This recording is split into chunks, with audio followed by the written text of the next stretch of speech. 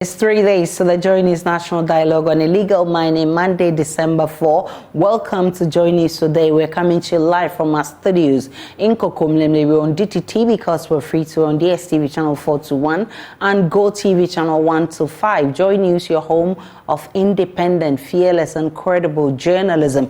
Coming up this afternoon, former Auditor General Daniel Domelevo urges OSP to fight on as a special prosecutor, claims some judges are against him. Well, this afternoon, he is getting the backing of anti-graft campaigners to continue his fight against corruption. Also this afternoon, minority in parliament to stage another attempt today to overturn the approval of the 2024 budget passed by voice vote. We're live in parliament for updates on today's proceedings. And in our build-up to Joy News' National Dialogue on illegal mining, the Forestry Commission has arrested 10 suspected illegal miners and burned 2 excavators in an operation in the Anwiaso East Forest Reserve. Details for you on Joy News today. Plus, ahead of the Yuletide, we'll tell you about the Love FM and Insure FM road safety campaign to show up awareness on the need to ensure safety on the highways to reduce road accidents. We're also live on Facebook, YouTube, Instagram, and X via Joy News on TV. My personal handle is @Nana Aisha. Please stay for details.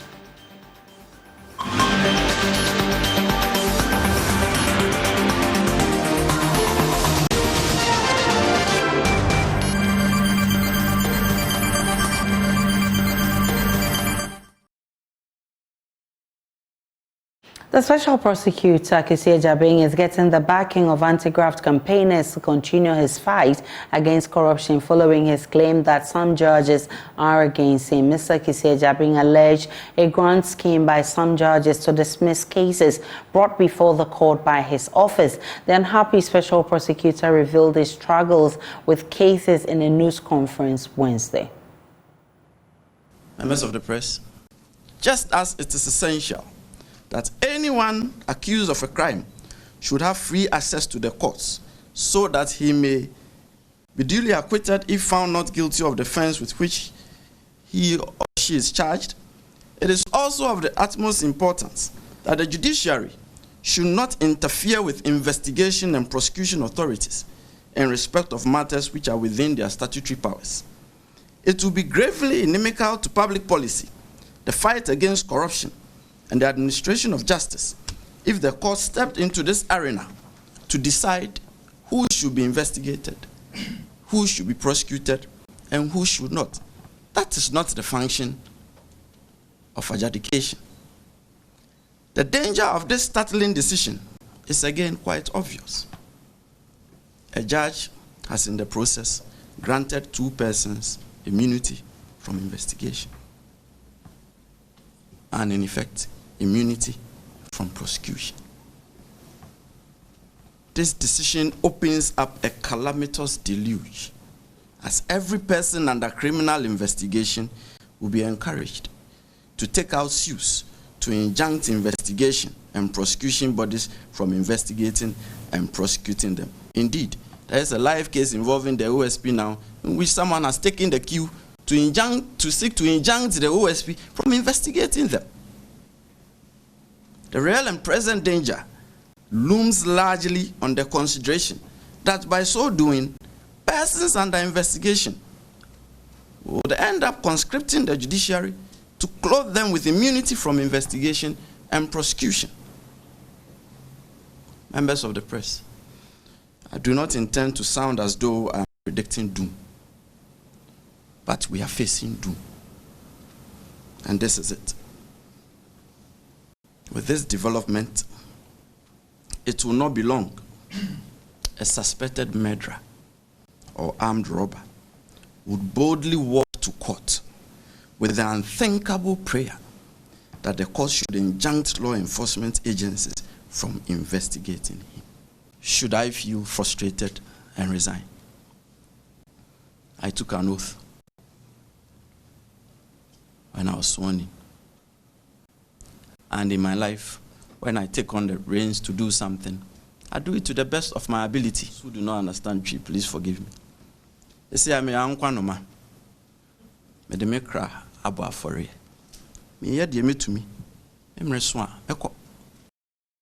The Special Prosecutor Kiseja being there. Adam Senano, who is co-founder of the Citizens Movement Against Corruption, has been reacting to this development.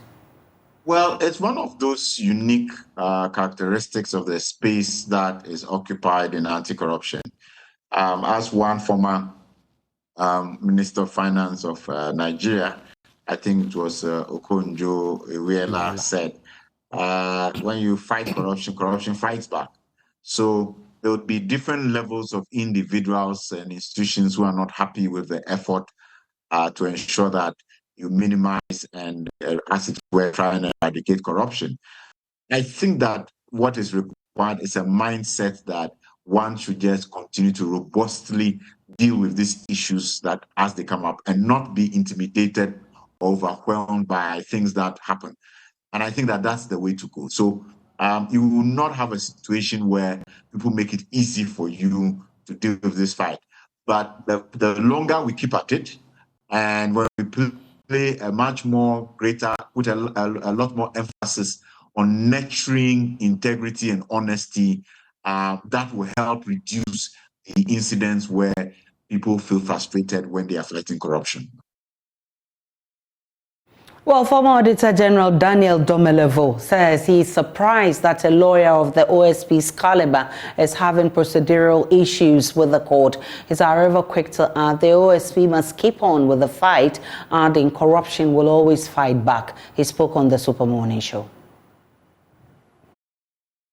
To be honest, he being a lawyer, I would have expected that some procedural issues may not beat him, or he may make sure that he dots all his I's and cross the T, because your opponents will be looking for anything, no matter how trivial, to be used against you. For instance, if you remember, I don't know whether you are going to come into the individual cases, but if you remember the Cecilia Dabas case where he seized items or cash and some other items and went to court late, I was asking myself, what occasion this? Because if the law says come within 2 days, you must necessarily go within 2 days, because you are enforcing the law and you cannot be breaching the law at the same time. You must make sure you are within the ambit of the law. Like Justice Efia told me that I cannot appropriate and reappropriate at the same time.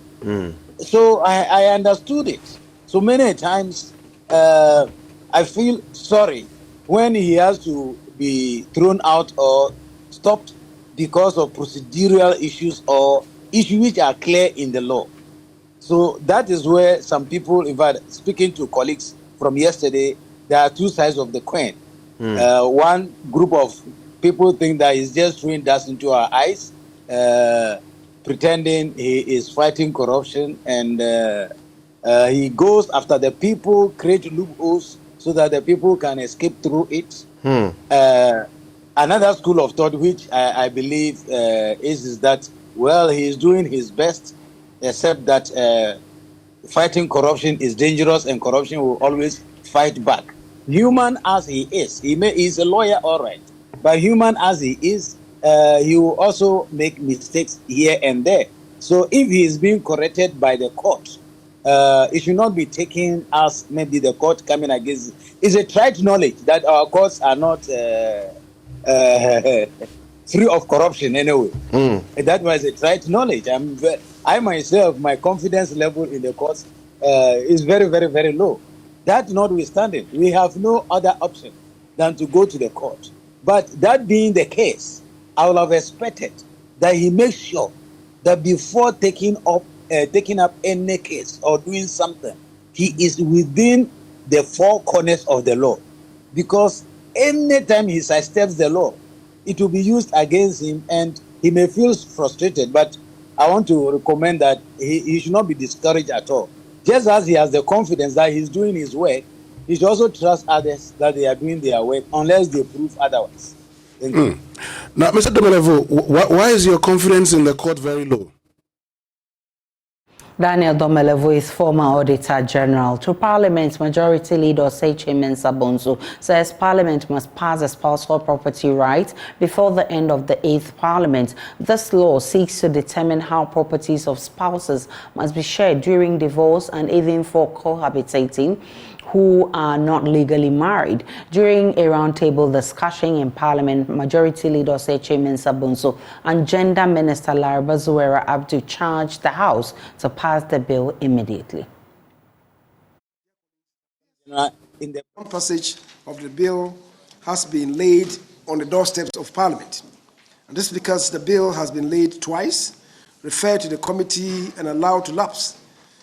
It is crucial for Parliament to enact into law an act that directs the distribution of spousal property among spouses going through a divorce or separation. Colleagues, at the end of the 8th Parliament, at which time I shall surely retire, and I believe I will not be retarded from this August House, and I believe I can say same for the first Deputy Speaker.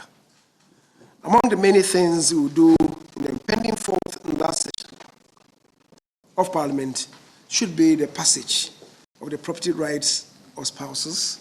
As I said, the Affirmative Action Bill and equally the Intestate Succession Bill. We must resolve to confront on behalf of our constituents all the thorny issues that have assailed the passage of this law and to promise to ensure that we will fulfill the dictates of Article 22, Clause 2, and actualize the phrase as soon as practicable.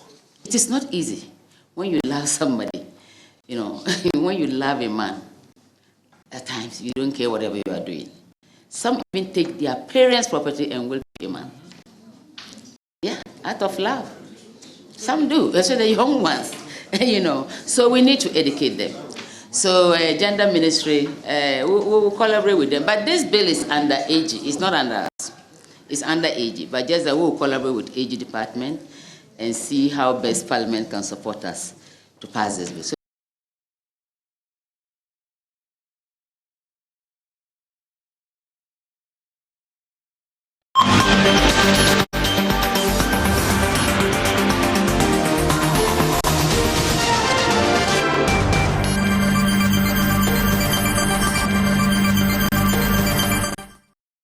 But former Minority Chief Whip Mohammed Muntaka Mubarak says the bill has struggled through Parliament because it failed to deal with the distinctive nature of the Ghanaian society. Even the government whip, when it was introduced the second time in 2013, and it struggled and it lapsed. And I really wish we could have it as a way of eulogizing the majority leader and the first British Speaker as they leave Parliament. But believe me, if it is going to be introduced in the same form and manner that it was done,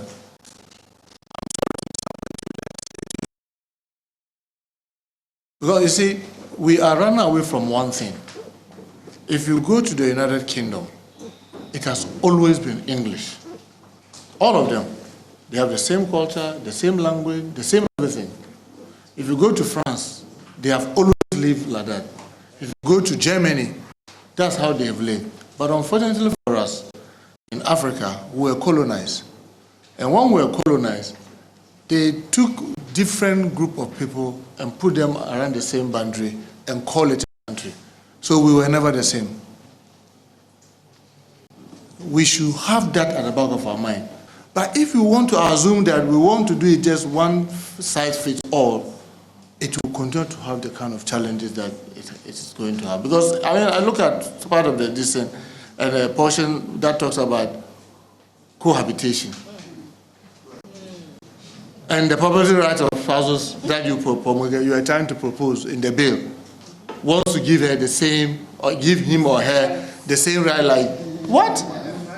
I mean, you can be sure that I will oppose it 1 million times anytime it comes up.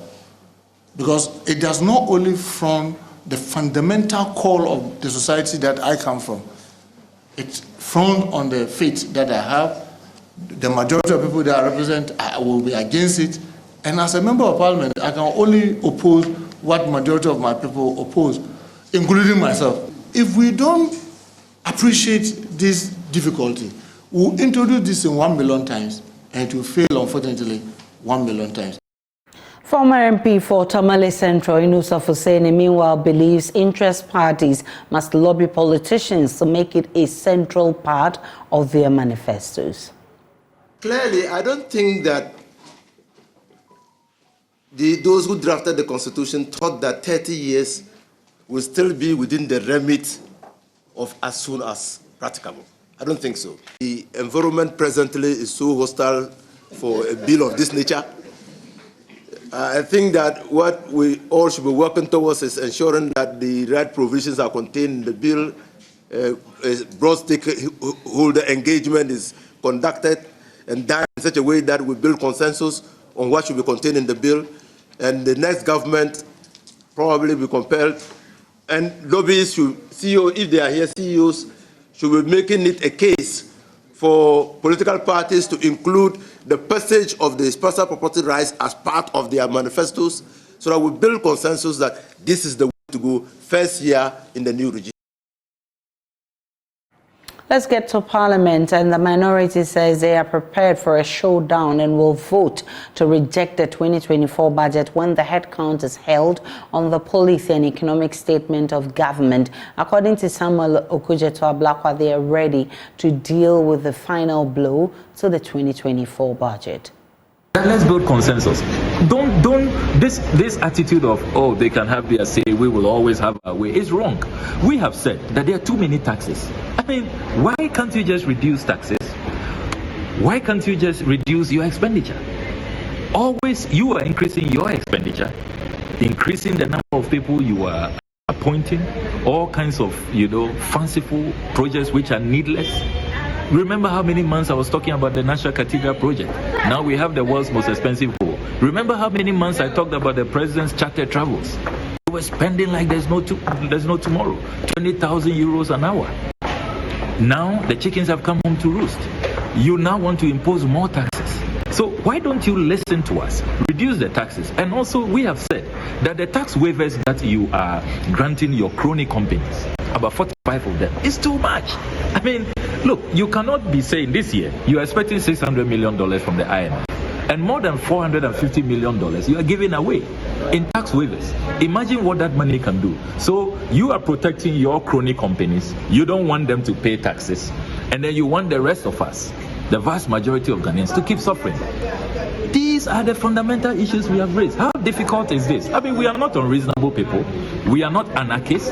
We are not people who, if you like, take delight in bringing this country to a halt. We are saying that the time has come for you to listen. If they had listened to us many years ago, we would not be where we are, where you have to do financial haircuts, you have to do domestic debt restructuring, where pensioner board holders can't get their investments, where we have been shut out of the international financial market, we have been downgraded by all the sovereign rating agencies. I mean, this is the worst economy in the sub-region. Look at where inflation is. None of our neighbors has inflation hovering above 35%. He has also been listing all the reasons why they are opposed to the 2024 budget and economic policy. The fact of the matter is that the 2024 budget is in limbo. It has not been approved.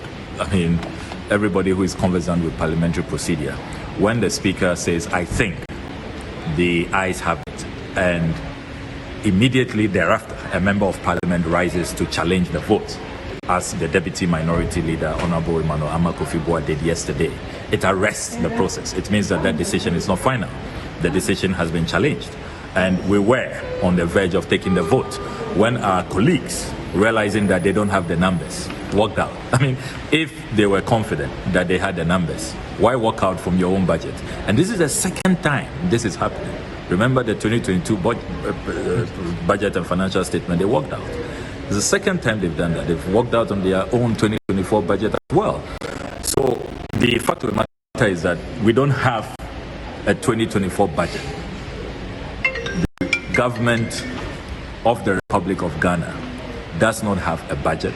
They cannot proceed to spend in 2024. So this matter will have to be resolved.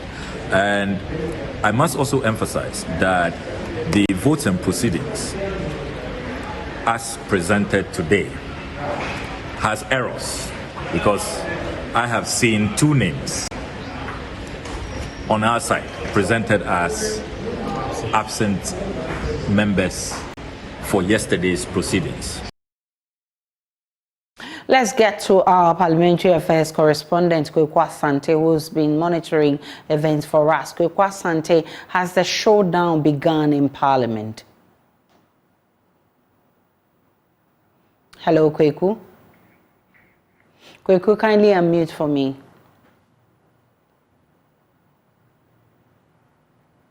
Kwekwa Sante, if you can hear me, kindly unmute for me.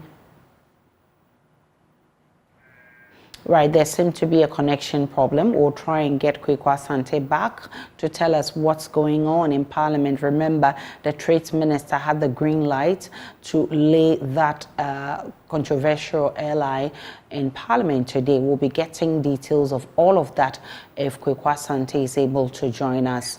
Okay, I'm told Kwekwa Sante is back. Kwekwa Sante, what can you report from Parliament as we speak?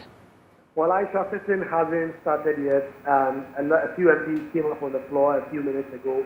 Most of them have now left. You understand there's going to be a lot of meetings in and around Parliament to form the respective coalitions ahead of the head count.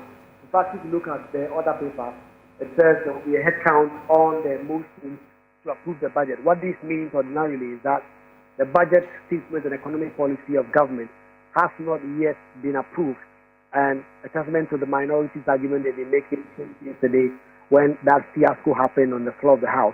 But any moment from now, when the Speaker of Parliament gavels the House in session, we expect that the key business the House will deal with, after probably correcting votes and proceedings on official records, will be to zoom right into the budget conversation and hold the head count, just as the minority demanded, because that has clearly been listed on the order of the House.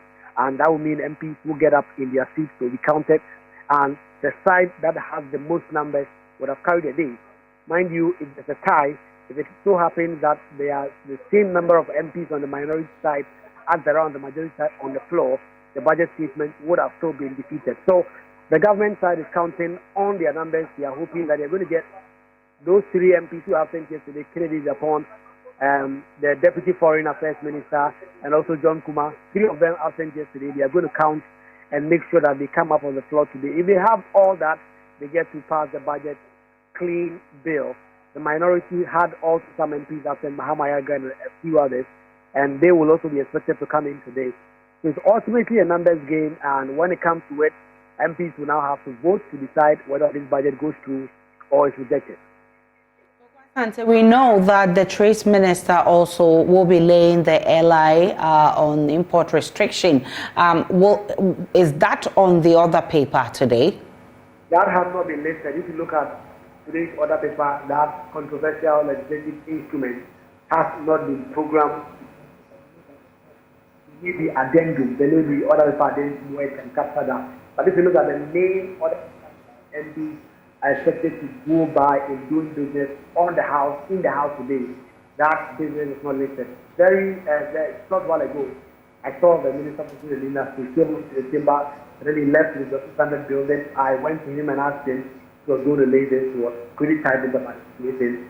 But what we expect is that because of this budget controversy, priority is to get a budget to everything else the second. Everything else changes on the approval of this budget. So that is what government is going to focus on. The majority that's what I'm going to focus on. If they get the budget through and there's more time, there's more energy, then they can focus on this LI. Kwekwa Sante is our parliamentary affairs correspondent. Certainly, there's more we'll be bringing your way from Parliament in our subsequent bulletins. On your election headquarters, in what is evolving into a political spectacle, the upcoming parliamentary primaries in Okankwe North presents a challenging battle. Nana Dokua, the sitting MP for Ekropon and Deputy Trade and Industry Minister, will attempt to fend off opposition from 5-party stalwarts to represent the party in a different constituency. Raymond Akwa has the report. The unfolding drama sees Nanama Dukua Isiama AJ, currently representing Ikuapem North in the eastern region, setting her sights on Okankwe North in the Greater Accra region, but not without facing formidable contenders within her own party. Her decision to change constituencies has added a unique twist to the pending primaries.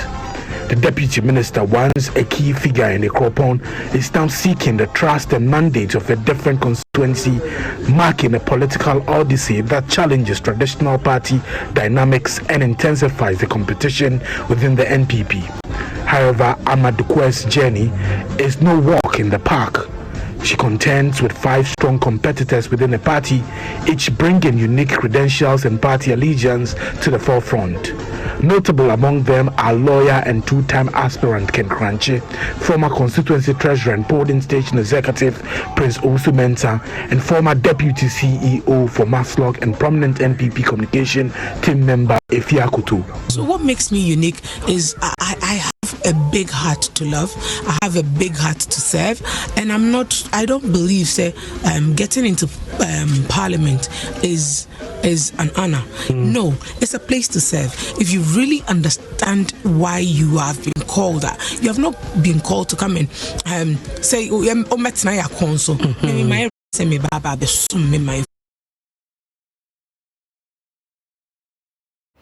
And it's 3 days to the Joy News National Dialogue on Illegal Mining titled Poison for Gold. Ahead of that, the Forestry Commission has arrested 10 illegal miners in the Anyaso East Forest Reserve. The arrest follows an operation by the Rapid Response Unit of the Commission on Wednesday, November 29 at Manse near Diaso in the Bibiani Forest District in the Western North region. According to the Commission, the operation was to flush out illegal miners who had entered the reserve with heavy machinery and were destroying the forest cover and polluting water bodies with their illegal mining operations, which are believed to be backed by some political authorities in the district. The armed unit of the Commission swooped in on the miners in a surprise move, arresting 10 of them. 2 excavators and 2 heavy-duty electrical plants found at the illegal mining site were completely destroyed. The Commission says the suspects were sent to the Dunkwa police station for security reasons. They will later be moved to the appropriate police jurisdiction in the Western North region to face the full rigors of the law. In the Ashanti region, leading radio stations, Love FM 99.5 FM and Inshura 104.5 FM have set forth to heighten road safety awareness to reduce accidents during the Yuletide. The annual public service campaign is in collaboration with road safety authorities to reduce the incessant car crashes. The annual corporate social responsibility initiative educates motorists, pedestrians, and the general public on safety measures to prevent road accidents. Clinton Yabua has more. The Love FM and Insure FM Road Safety Campaign is in partnership with the Driver and Vehicle Licensing Authority, the National Road Safety Authority, and the Ghana Police Service. The Kumasi Road Traffic 2022 report disclosed that road traffic crashes in Kumasi rose from 1,255 to 1,550 between 2021 and 2022, representing a 24% increment. Drivers and other road users trooped to the VIP bus terminal station at Asafo to access education on road safety at the event's launch. DVLA is celebrating its 25th anniversary, and so we want to highlight that process. We know that the year is coming to an end, and accident also becomes prevalent, and so we also want to highlight highlight this part so that drivers will be cautious as we approach the Christmas. We introduced the eye test by the certified optometrists. Before, it didn't used to be there. Sometimes there was debate, confusion, argument about our output of the results we do. So now the people who are certified are the ones who are doing the eye test, and so we know that there's no doubt about the vision or the results of the eye test that is coming. Regional Head of Police, Motor, Transport and Traffic Directorate, Chief Superintendent Edu Boahen said enforcement will be heightened among road users and drivers. You see, road safety issues, as we are doing the education, the publicity is also one of the key. And then when we are also pack it with enforcement, then those who are not going to abide by the rule will be made, they will be compelled to comply with the road traffic regulations. The Regional Director of the Road Safety Authority, Akwesi Boateng, is entreating entities to link with the media to heighten education. Everybody needs to support the media because the media plays a very important role in ensuring safety for all road users, especially disseminating information on speeding, pedestrian safety and motorcycle usage. In a region like this, we have issues with speeding, as I said earlier, motorcycle safety and pedestrian safety. So through the media, we are very hopeful and confident that a lot of people will get the message and understand the need to be safe on the highways in the region. The event was climaxed with a free eye screening of staff for VIP bus drivers by the DVLA. Reporting for Joy News, Clinton Yeboah. A 3-year geolocation data has disclosed concentration areas along high-capacity roads in Kumasi as high-risk fatal crash locations. Residents and road users within the identified locations say they live in fear with an alarming surge in road traffic accidents and casualties. The causes of these fatal traffic crashes have been acknowledged to be manifold. Here's another report by Clinton Yeboah. That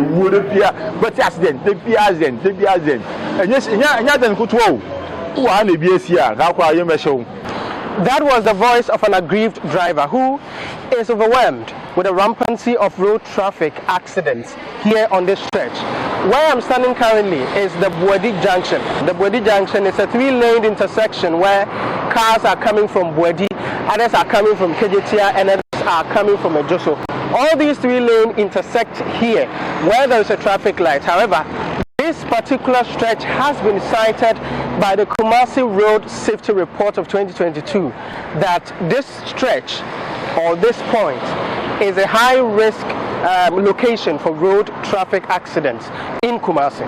In the busy city of Kumasi, outside of its active markets and lively streets, lies a phenomenon hard to overlook: road fatalities. Some road intersections in the metropolis are not simple paths of transportation, but each endures the collision of lives and damage to valuables at an alarming rate. The cited roads stretch through Aloga Junction, Buedi Junction, Esuyabua traffic intersection, Sofaline Station, and Amekum traffic intersection. The Kumasi Road Safety Report 2022 disclosed that road traffic crashes in Kumasi rose from 1,255 to 1,550 between 2021 and 2022, representing a 24% increment. Findings from the report show pedestrians, motorcyclists and cyclists accounted for 84% of the reported fatalities within the period. A recent road crash at the Aloga traffic intersection left residents in despair. This intersection curve is very sharp. The slightest miss in brake will result in accident. This place is dangerous, very dangerous.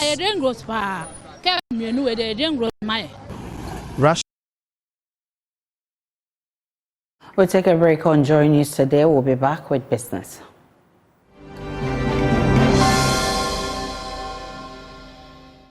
Hi, good afternoon. Welcome to Business. My name is Darryl Kwao. Members of Fair Trade Ghana Network are calling on the Ministry of Lands and Natural Resources, Cocoa Board, and traditional leaders of the current 6 cocoa-growing regions in Ghana to collaborate in declaring all cocoa-growing areas as no-go zones for all forms of mining and other negative environmental activities. Speaking at a Fair Trade Awareness Creation event, President of the network, Florence Blankson, reiterated the threat illegal mining poses to Ghana's cocoa sector. Cocoa employs approximately 800,000 farm families spread over 6 of the 16 regions of Ghana. The crop generates about $2 billion in foreign exchange annually and is a major contributor to government's revenue and GDP. In 2021, in real terms, the contribution of cocoa to GDP was 3.1 billion cedis. Despite these benefits of the sector to Ghana's economy, cocoa production is riddled with illegal small-scale gold mining, popularly called galamsey. On the occasion of the celebration of Fair Trade's awareness event, members of the network bemoaned the growing effects of illegal gold mining on their livelihoods. Florence Blankson is president of Fair Trade Ghana Network. Fair Trade Ghana Network has been around for a while, but we still think we need to let people know more about fair trade and Fair Trade Ghana Network, what it is to be in fair trade and what the Fair Trade Ghana Network does for its members. We are looking at the government doing a lot for the cocoa members, because most of them, their farmlands are being taken over by other developers, and this galamsey, as we all know, if we don't take care, it will get to a time we wouldn't even have farmers into cocoa because they are not benefiting. Fair Trade Ghana Network organized an awareness event at the Pentecost University. Regional head of West Africa for Fair Trade, Edward Akapire, explained the purpose for the event and its impact on the youth. Yeah, this, for us, is a very important event, and especially the location that we are holding this event. If it makes it much more important for us, because the event is all about creating awareness around fair trade, and creating awareness among the youth couldn't have been any better option for us. So this is very important for the reason that we're targeting young people who are in the university to deepen their understanding about fair trade and to motivate them to go into the agriculture sector, but also go into it with fair trade. A cocoa farmer who is a member of the Fair Trade Ghana Network, Emmanuel Sapong, lists some of the projects he has undertaken in his community using premiums earned from fair trade. Now, the Ghana Online Drivers Union is calling on government to fix the roads, street lights and traffic lights. According to the union, these are the major challenges affecting the flow of the ride-hailing business, especially at night. Speaking at the Driver-led Safety Summit organized by Bolt Ghana, Deputy General Secretary George Annan emphasized how these problems affect the safety of members. Bolt Ghana has in recent times experienced a series of high-priority incidents, which has led to calls from stakeholders to intensify security awareness and implement strategies to mitigate these risks. Deputy General Secretary of the Ghana Online Drivers Union, George Annan, highlighted some of the challenges government needs to address to help support the business of ride-hailing apps. The roads. Road safety has a lot. When the government is demanding roadworthiness, meanwhile the roads are bad, deplorable roads. And so one of the areas or sectors we ask government to look at is our road. You have to look at the bad roads, potholes have to be fixed. And then street lighting, traffic lights, these are areas that the government should look at. We're also looking at our safety. When it comes to safety, we are being told that it is in our hands. Our safety is in our hands. So we use our instincts, intuition, discretional things.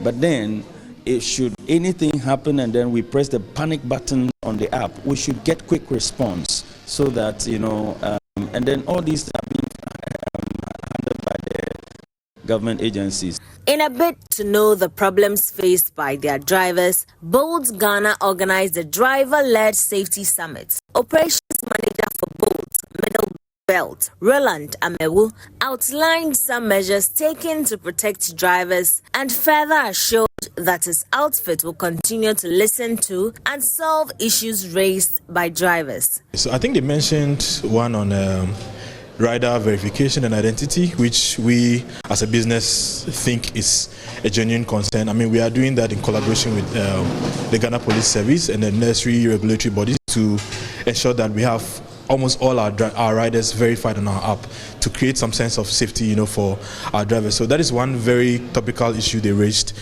which we are currently addressing. The other thing is probably with zones that are unsafe for them, right? We have marked areas where we know per data we received from, drivers as unsafe areas, right? Which we have marked on our app. And that's it for this segment. Sports is up next. Don't go anywhere.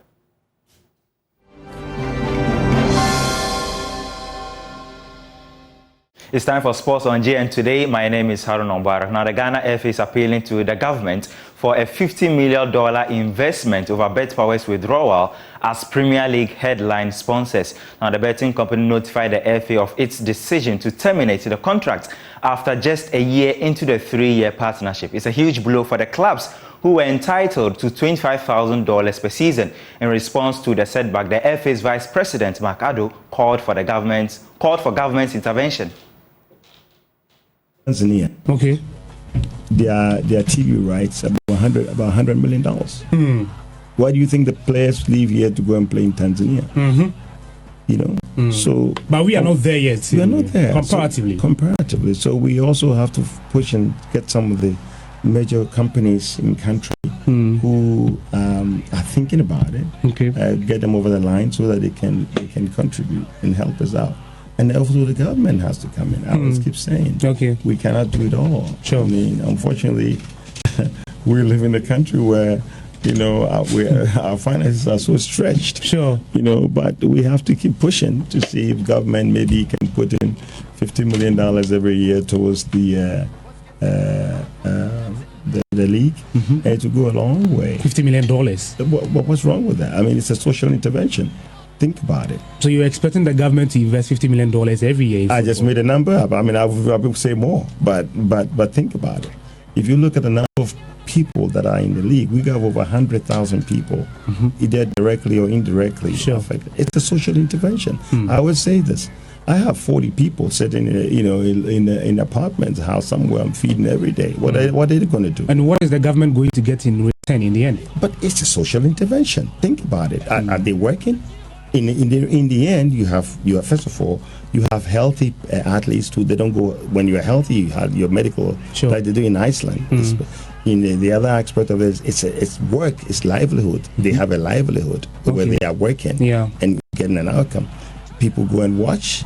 You create a residual investment. People selling, people buying. They pay taxes actually. Pay taxes on the back of all this. So to me, it's all the countries that are doing, like the Moroccans that are doing, the Tanzanians and the Ethiopians, and even Benin that are doing it. It's a part of social intervention in your youth and investing in the youth, because some of them might end up going offshore to play, but some of them are also making a living out of this in their country.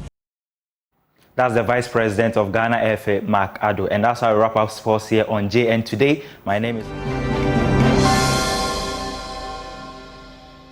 So much excitement in the studio, but I have more excitement for you on what is happening in the world of entertainment. So Dinah Samoa, that is Evangelist Dinah Samoa, this morning was on Hits 103.9 FM with Andy Dosty on the morning show, and she said that what Cecilia Mafo came to say, if it is true that she, Dinah Samoa, actually collapsed her church, then her church was not found on the basis of Christ. This is what she said, explaining to Andy Dosty on the morning show on Daybreak Hits. In Bible say, "Osu obesi na nsafo, asama do pon nsafo antwi mfaso." Yesu ka kire Peter. Ohini awokum James, onu an ti Peter. Me pa choma me mrem. Anytime dey ba let me conclude the word.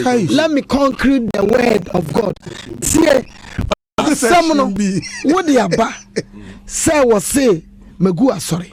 Minimini Bible num so say asafo si Kristo so enyame asem ne yede ate no nipa ntumi ngo no enti so asem me metimi agu asori a wate ne ba yi nipa 400 metimi agu no dia na mfra urade because yesu share Peter nkom say mesi masafo also asama do apronto nsafo ntumi ntwi mfa so eno na me ka say ɔhene wɔkyi James twa ne ti no saa ɔhene na ɛna chi Peter but na Peter onsa no mu nyina ne Yesu nam ɛna Peter busa Yesu sɛ Yesu busa Peter mo sɛ nipa sɛ me ne hwan what they say John wɔyɛ Yesu maame nua enso wɔn nipa ko a Yesu yɛ Peter wɔyɛ fisherman no infantini o take poso yi nam by bra if we came closer obe filter krade o yi nam Robert Inti ne kwa ne so person ese ne kwa ne say ne kwa ne say samimi nipa di enti ameka ne kwa ne say ye chi Peter koto afia da bi tie wahina wokum James no na chi Peter but na Yesu aka cha ne say Peter Adam asked the I don't know what we Takoradi people have done to Evangelist Dinah Samoa, but we take it in good faith. Well, that was not the only conversation there. She actually told Andy Dusty, or revealed to Andy Dusty, that she has been teaching before, and she's been teaching English, geography, and history. I want to Kochradia. Oh, Kochradia? Yeah. Oh, Kochradia. No, I don't want to laugh. Why are you excusing your face? Why? Laughing. So you were teaching in school? Yeah, before. What did you teach? Any subject. English, poetry, and geography, history. You taught English? Yeah. Which class? In the class. Oh, teacher be a maybe an team coach radio. Teacher be a maybe an team called Priscilla Radio.